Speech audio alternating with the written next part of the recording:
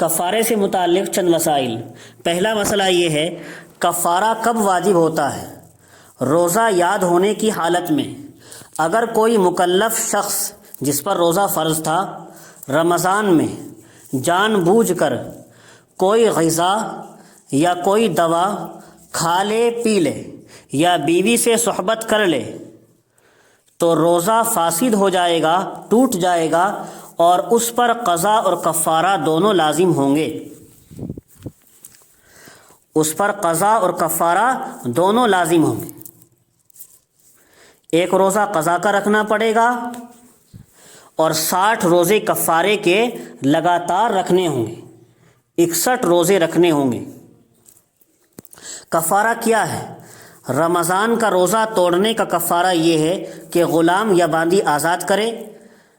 اگر یہ ممکن نہ ہو، جیسا کہ آج کل کا دور ہے، تو لگاتار 2 مہینے کے روزے رکھے، درمیان میں ایک بھی ناغہ نہ ہو۔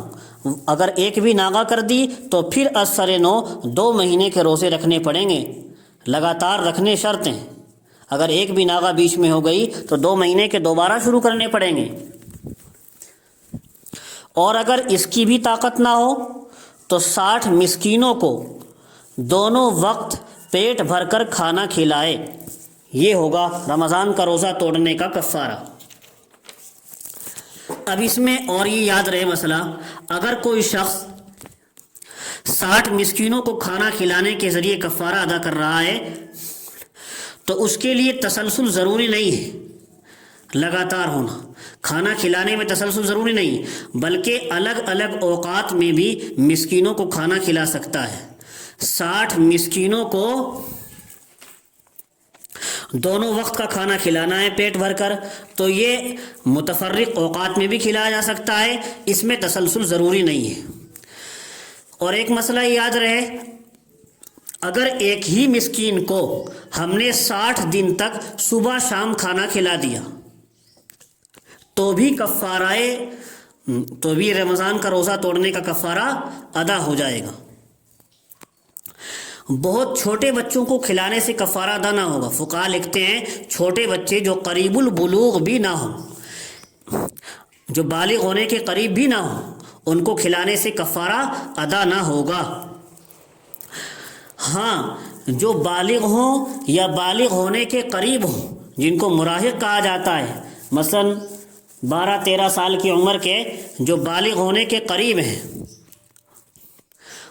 بالغ ہیں یا بالغ ہونے کے قریب ہیں، ان کو کھلانے سے کفارہ ادا ہو جائے گا۔ عورت پر اگر کفارہ لازم ہو جائے تو اس کی ماہواری یعنی ناپاکی کے جو ایام ہیں وہ عذر سمجھے جائیں گے۔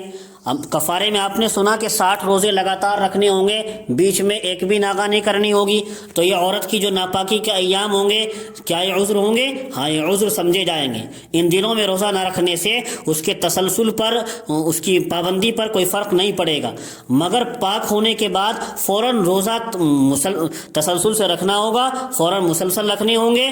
اگر تاخیر کر دی تو پھر از سر نو پورے روزے رکھنے پڑیں گے۔ عورت نے ماہواری سے پاک ہونے کے بعد اگر ایک دن کی بھی تاخیر کر دی تو پھر اسے دوبارہ 2 مہینے کے روزے لگاتار رکھنے پڑیں گے۔ اور کفارے سے متعلق ایک مسئلہ اور یاد رہے،